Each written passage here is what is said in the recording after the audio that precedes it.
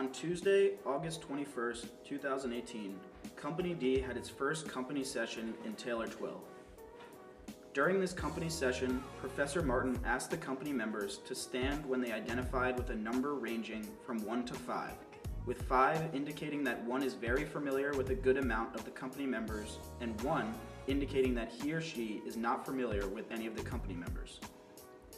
This exercise revealed that there were some pre-existing relationships in the company already, as most people identified themselves as being 3s. There were still some people who weren't too familiar with the other company members, as they identified themselves as being either a 1 or a 2. Professor Martin then asked the company members to sit with 2 or 3 other people that they didn't know very well. These groups became the research and design, or R&D teams. Each R&D team then began brainstorming ideas for our company's business and service projects. And the ideas that were proposed by each group were evaluated by the company to determine which ones had potential and would be developed further. Some of the methods used for evaluation included a draft of various criteria that the company deemed was crucial for the proposals to meet and multi-voting. The criteria for the proposals included factors such as the feasibility of the project and its potential long-lasting impacts.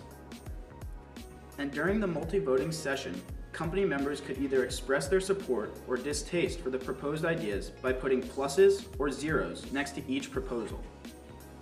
The multi-voting session revealed that the proposed service project of facilitating a partnership between local grocers and farmers from the Lewisburg area who would donate their excess goods and produce to the local hot meal program, Community Harvest, had strong support from the company. Additionally, some of the business product ideas, including the Bucknell-themed Supreme T-shirt coalition, along with the Yeti water bottle coalition, also received strong support from the company. During the multi-voting session, however, several company members expressed that their decision-making was partly influenced by symptoms of groupthink, as noting in Irving Janis's groupthink model. These company members admitted that they were sometimes tempted to, and did, vote in ways that were in line with what the majority of the pre-existing votes on the board, whether positive or negative. This behavior is indicative of uniformity pressures that can sometimes be present in a group, particularly the bandwagon effect. After this concern was raised, however, most company members were still able to express the reasons why they supported the various business and service ideas that they did.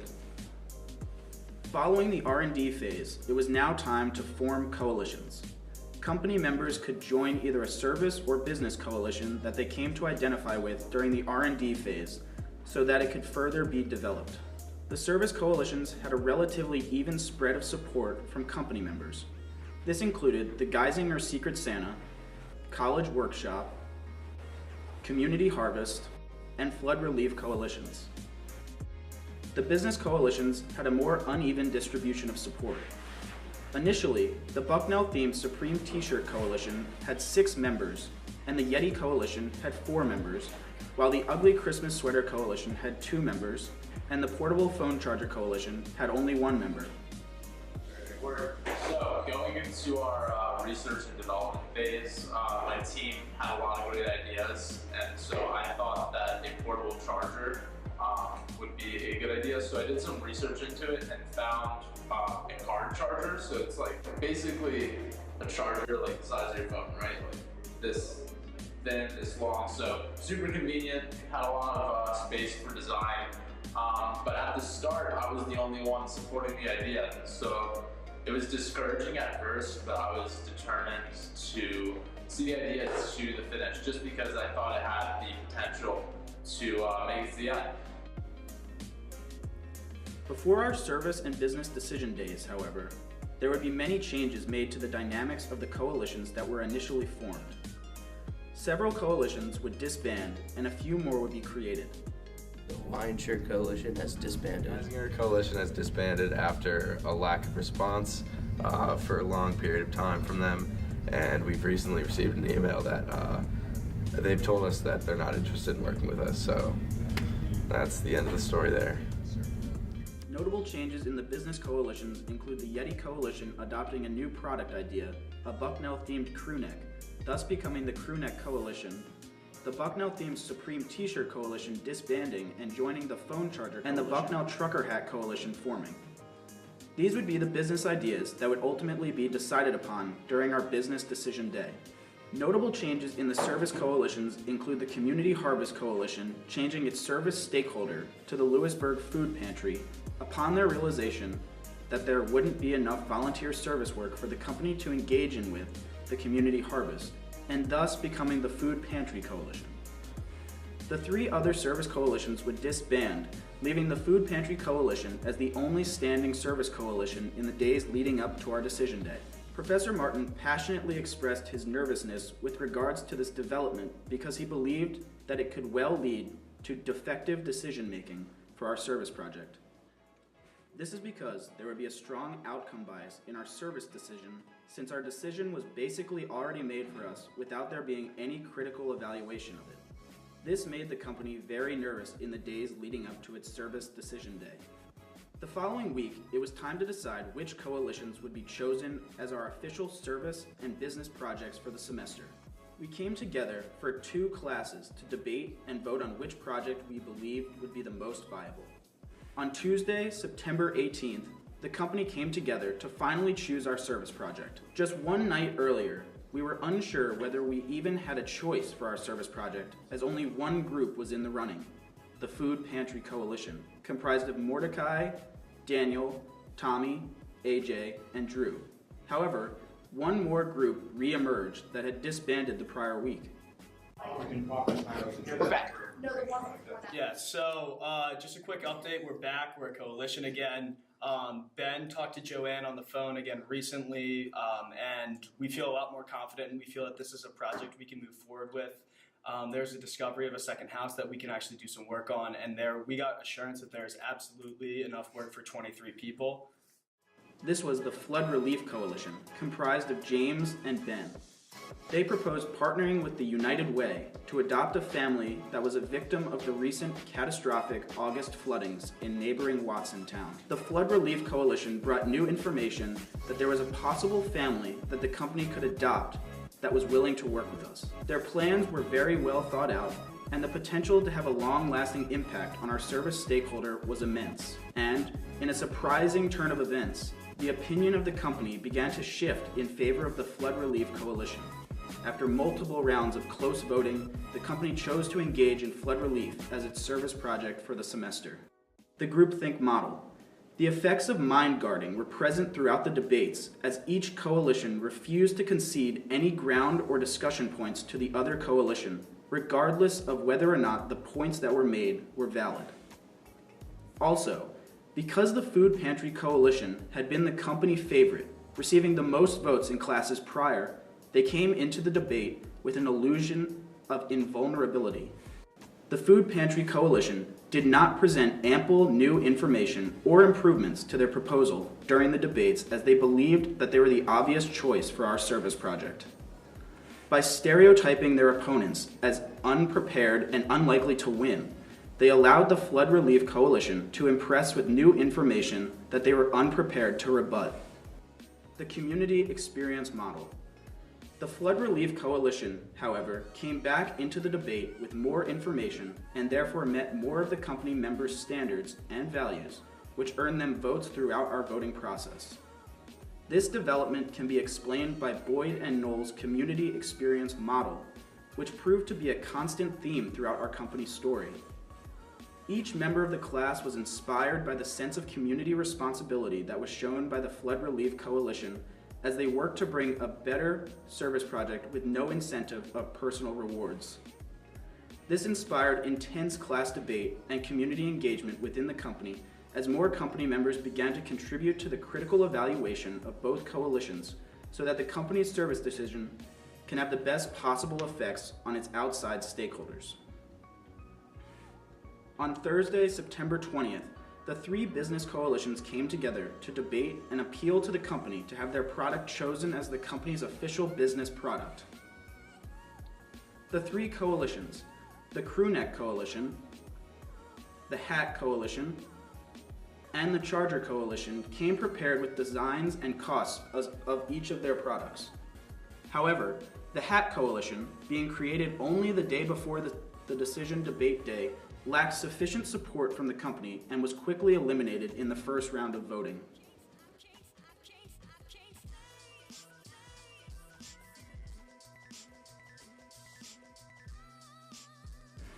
The debate then went on to be controlled mainly by the Charger Coalition, made up of Sean, Ryan, Meow, Eric, and Liam, and the Crewneck Coalition, made up of Caitlin, Gabby, Kimmy, Sam, Mike, and Liam. The Charger Coalition presented their strong margins and low price and used that as an advantage over the Crewneck Coalition. However, the Crewneck Coalition doubted the integrity of the product. They discussed their uncertainty with the manufacturer and their concern for the possibility of a product design mistake. And also, your suppliers in China, it's kind of sketchy. Like, we don't know anything about them. You say it's Samsung, but is it really? Like, can we fact check that? Each coalition debated their market research intensely. Both showed promising statistics, but the Crewneck Coalition was still unsure of a design and left them with weaker surveys. The coalition debates became heated as each coalition vied to be chosen and strongly believed in their own coalition's vision. All right, that is completely false, all right? Our supplier has been tested by international committees. We have all the paperwork for the actual factory. We've gone through every single form. It is one of the... So just got out of our business decision debate where James and I were the moderators. It definitely was a bit of a hairy debate, a lot of passion in it, a lot of fuel, but there was some moments that were a bit questionable in what people said. Luckily, we came out with a decision on the Sweatshirt Coalition as being, you could say, victorious over the Charger Coalition. Both great ideas, but definitely showed that our company has a lot of passion, but we need to make sure that we're just sticking to the facts of the matter and not taking it a step too far. Final decision day for business was a major turning point in our company. I was part of the Charger Coalition. It was very disappointing, to be honest, that we didn't win. I thought that we had the better numbers. I thought that we had a more sellable product, but at the end of the day, people preferred the sweatshirts. It was a heated debate, but I think by the end, we all knew that at the very least, we knew where our company was going. The groupthink model. During the debate, both coalitions experienced high stress from external threats, which they believed to be one another. This led to concurrent seeking in both coalitions. The Crewneck Coalition rationalized potentially disconforming information as they felt their market research was adequate even though it was lacking in some aspects. And both coalitions stereotyped their opponents and their opponents' product despite clear market research. By doing this, the debate became more intense than necessary and, seemingly, much more personal. Our class discussion became much less efficient, and our ability to function was hindered by groupthink that plagued each coalition throughout the debate. As noted in the community experience model, the intense nature of the debates between these coalitions exposed the lack of a sense of community in some areas of our company. Although each coalition felt a strong emotional connection towards their product, as they believed that it was the best for the company, it sometimes prompted them to behave in ways that disregarded the psychological well-being of the opposing coalition members. This disregard for the well-being of company members, resulting from a lack of sense of community, would affect the company's effectiveness on an organizational level during its operations later on. On September 25th in Taylor 12, the company was tasked with nominating their fellow company members for executive positions. After some discussion, we collectively decided that our company would have a CEO in a blind vote. Members brainstormed qualities that each executive should have, and the class discussed this as a whole after the exercise. Most included descriptions and specifications, such as good communicator, responsible, organized, and goal-oriented, which reflected the company's vision for our formal leaders. Following this, everyone circulated around the whiteboards in the class and nominated their fellow company members or themselves for positions they felt were both best suited for individuals. When this concluded, Some people were nominated for almost every position, many of those who had shown previous leadership in their respective coalitions or were vocal during their service in business debates. On September 27th, the company reconvened in Taylor 12 and reviewed the nominations. Company members were given the opportunity to make new nominations or take their names off of the board. Following this, many members of the company chose to remove their names for candidacy for a VP position. Many people were surprised at this, as these members had been crucial to their coalitions, shown leadership, and had given thoughtful opinions during the debates.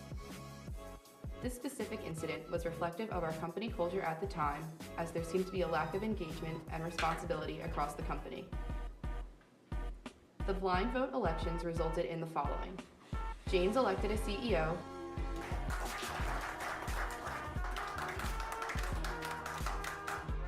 Gabby as VP of Business,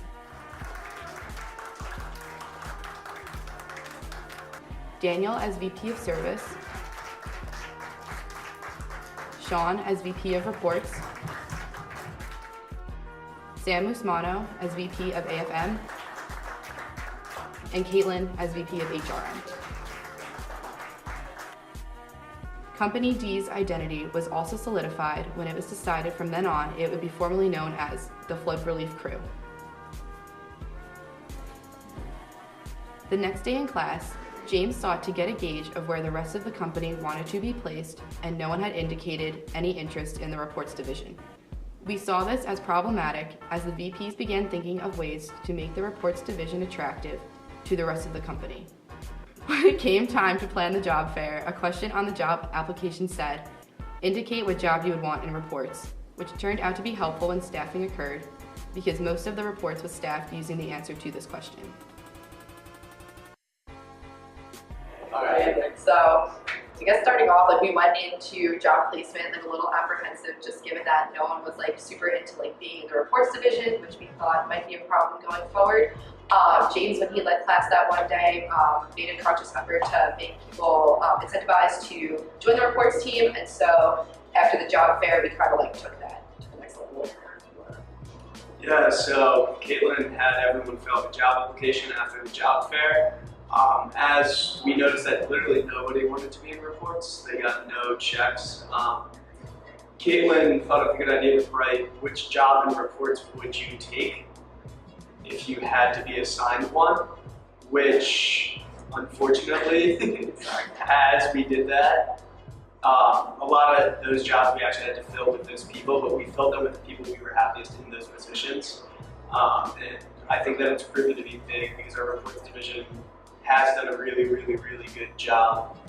Yeah, shout out to reports. I'm behind the camera right now. Good job, guys. It wasn't everyone's top priority. We're in front of the camera now. It wasn't necessarily everyone's top priority, but we definitely made it.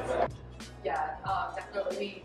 To place people in jobs, everybody who was a VP already who was elected, we all went into Taylor 113 upstairs and called everybody on the conference call style type of thing. So you got a call from us, it was all of us, and then we asked you, would you want to accept? And most people were very, very gracious, happy to accept, even people who were placed in jobs that they had not indicated that they would prefer. So definitely really thankful for that and made the transition into the performing phase a lot easier. It was kind of awesome. There were so many people that we were waiting to call because we knew how excited they would be.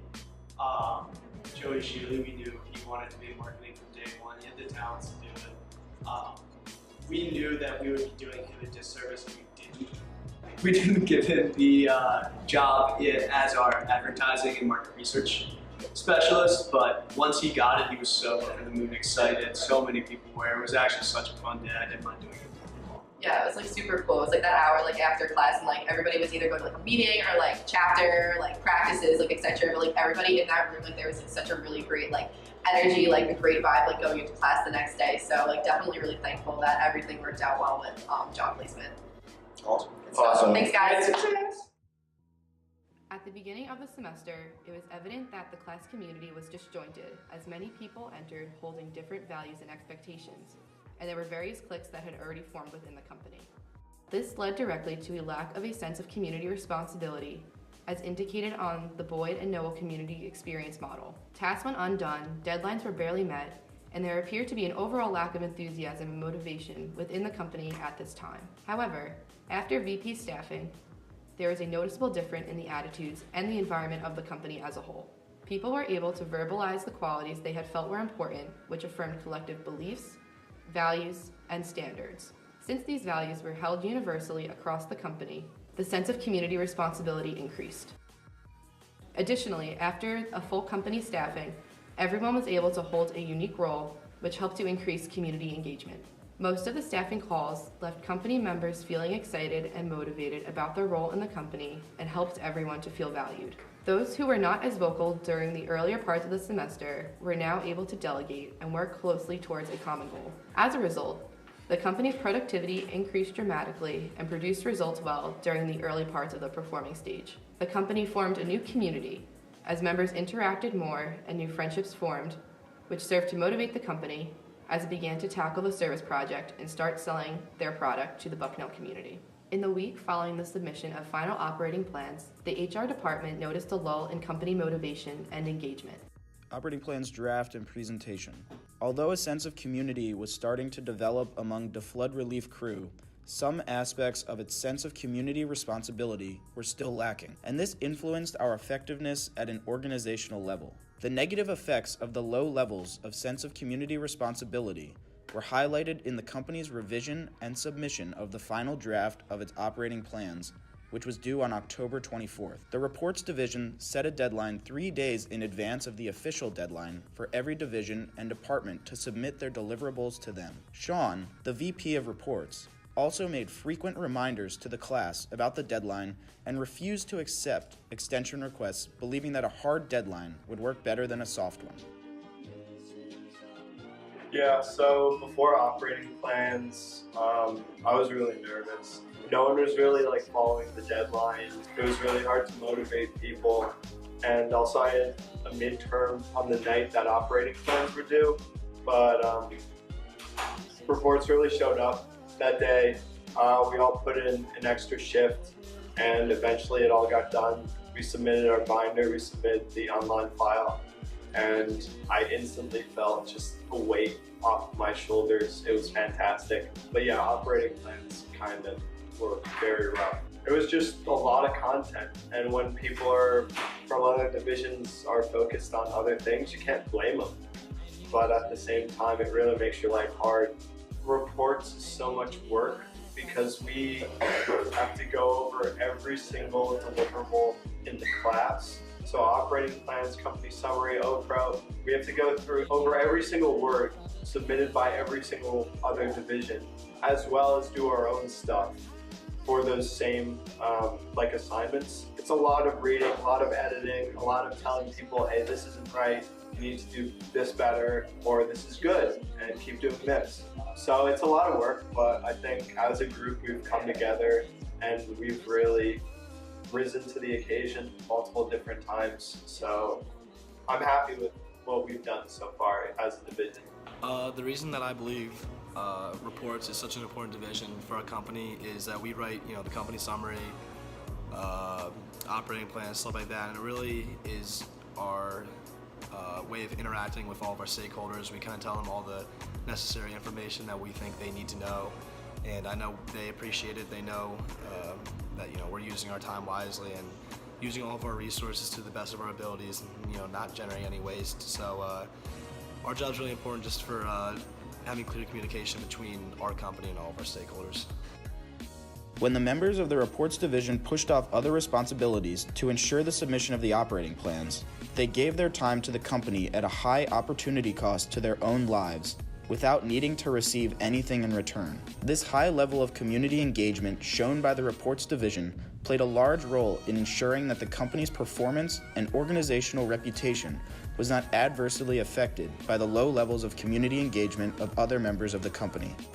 The operating plan's presentation started out chaotic when the projector was broken, so the flood relief crew had to put company members' laptops in front of each member of the 101 board.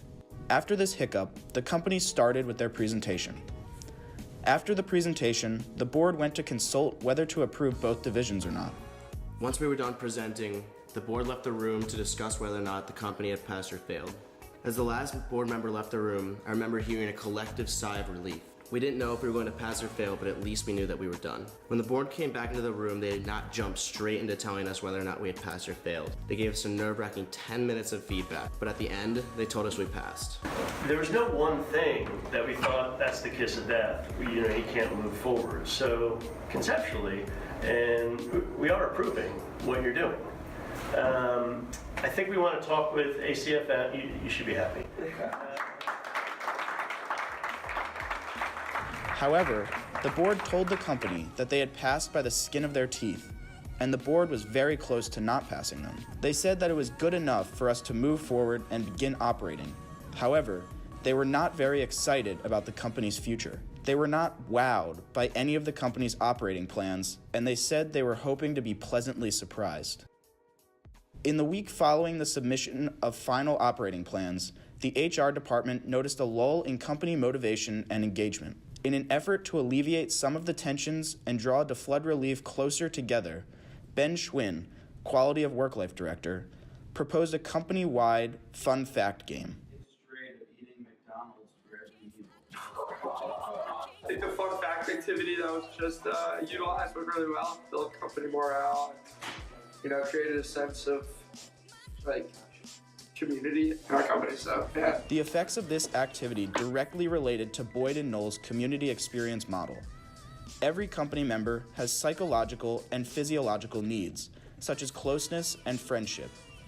When these needs were not met or were not enhanced by the previous class activities or the overall company culture, members of the flood relief crew did not feel a part of the company as a whole, as we operated as a collection of individuals in the early parts of the semester. However, after activities such as this one, these needs were met. As a result, members of the flood relief crew began to feel a sense of community, in which company members felt a part of the group as a whole, and made emotional connections with others through sharing these anecdotes. Because the psychological well-being of the company was improved, there was an increase in the quality of work we produced, and we were better able to meet the needs of our stakeholders, Aaron's family, and the Bucknell community. Before the flood relief crew was able to start their project on October 21st, Drew Delaney was in charge of acquiring the school's Lowe's card and tax exemption card. After he picked up the cards, he had to walk to his chapter house, and somewhere along the way, the card fell out of his pocket. He spent time, along with Daniel, retracing his steps to find the card. Unfortunately, he was unable to find it. So after I lost the credit card, I was distraught. I was literally freaking out, frantically searching around campus. I went and searched around campus by myself about 2 to 3 times. I went and got Daniel just to get a second pair of eyes with me to look, and we still couldn't find it. I was literally heartbroken. This freak accident. I didn't know how it was going to affect the company, how hard it was going to be to cancel the card. I wanted to make sure that nobody used it in a way that it wasn't intended to be used for our company. And that's why I just felt so bad about it. It's my mistake. I have to own up to this. I can't be the reason this company can't get off the ground in terms of the service project. Boyd & Knoll's community experience model describes how having a sense of community responsibility entails members giving without needing to receive. These company members volunteering to give funds to purchase necessary materials for the company's service project without needing to receive anything in return at the time of these purchases demonstrates how a sense of community responsibility grew throughout the progression of the flood relief crew's journey. Their self-sacrifice contributed greatly to the effectiveness of the flood relief crew at an organizational level, as it allowed the company to begin its service project on time. Beginning on Sunday, October 21st, the flood relief crew started its service project, which would end up spanning 9 different days. The goal of this service project was to partner with our service stakeholder, Erin Doherty, to reconstruct and fix parts of her home that were severely damaged by the August floods in Watsontown. So, how helpful has all the neighbors been and just the sense of community around here and this whole restoring process? The restoring process has been awful. but a lot of people have been helping. You guys stepped in, United Way stepped in. The church actually sent somebody over to assess the damages, and they pretty much set him as needed to help out with things. So he's been really helpful. Mark, I think you met him. Yeah. The neighborhood, really, we haven't seen or talked to anyone. It's been pretty much just people in here, but you know, all of us have our own houses to deal with. So, but you know, like I've been getting help from Ida and her husband Larry down there. But you know, I mean, everyone's been really nice. Jimmy let us use his dumpster, you know, when we needed somewhere to put stuff. You know, but everyone has their own stuff to contend with right now. So, like as for everyone else, we haven't really seen anyone else. So. And last question, I guess. So when all this is kind of done, you know, when everything below the house is done, when you get everything done inside the house, what's that going to mean to you, you know, from that? To have our home back? Yeah. It'll mean everything. It'll mean everything? Well, yeah, you know, there's no place like home. So, Yeah, absolutely. You know, I mean, it's a little home and it's not much, but it's our home. It's still so, home, yeah, absolutely. That Yeah, way you don't have to move so slow in the morning. That way So you you don't wake up. Yeah, well, you have to get ready for school, so. But yeah, it's, you know, it's nice to be around your own things and your own family, so. In your own space. Yeah, having your own space, yeah. Yeah, it's a nice place to come home to. So. Well, Julie, it continues to rain as it has for hours, creating some very serious flash flooding conditions. We saw those conditions firsthand in Watsontown this morning. The Watsontown area underwater. Fast-moving storms dumped rain that quickly flooded streams and creeks. Tannery Run in the borough overflowed fast, forcing early morning rescues. And the people we spoke with say thankfully no one was seriously injured in this morning's rescues in the Watsontown area. The damage to Erin's mobile home forced her family to move out of their home indefinitely. Seeing this need, the flood relief crew joined Erin and her family in an effort to help them rebuild their lives.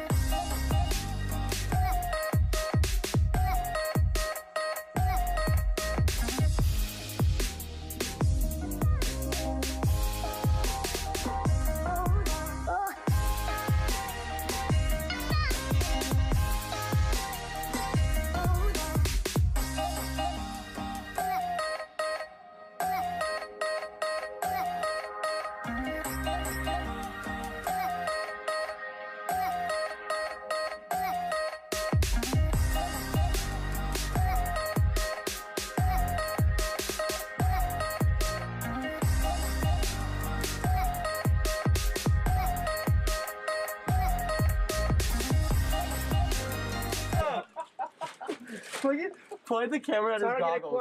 Make sure you get his goggles and how foggy they are.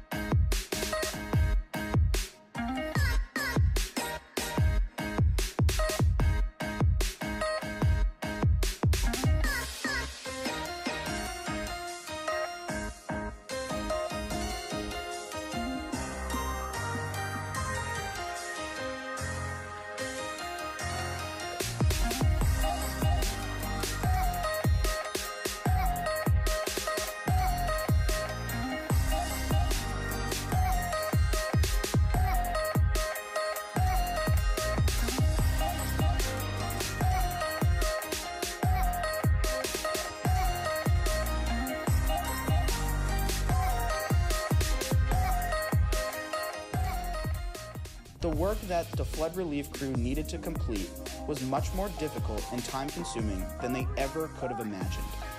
However, each day that they were on site, one of the members from the service division took charge of assigning tasks to each company member. Installing the insulation and sheeting underneath Erin's home were without a doubt the most grueling tasks. Other tasks included purchasing subflooring, carpeting, a new vanity, and faucets. Additionally, the flood relief crew created a new walkway and ripped out the old bathtub and vanity from the bathroom. Despite the fact that these tasks were time-consuming and tedious, all company members were passionate about helping our stakeholder Erin and her family move back into their home, which was damaged by the recent flood. Because of this common value that all company members shared, a stronger sense of community responsibility within the company allowed them to complete the task without receiving anything in return. This led company members to act accordingly every day that they were on site, which not only led to effectiveness through their performance, but in addition, had the potential of having a significant impact on the lives of Erin and her family. On Friday, November 2nd, the entire service division, James, Meow, and Sam Musmano, participated in a last-minute phone call with Erin. During this conference, Erin voiced the changes she wanted to make to the materials that the flood relief crew were looking to purchase. So about halfway through our service projects, Erin let me know that she wanted linoleum flooring. So it's a really hard item to find, and she wanted to use Carpet Man really badly because it's the place where she had gone. They had the same exact one in stock in the right size.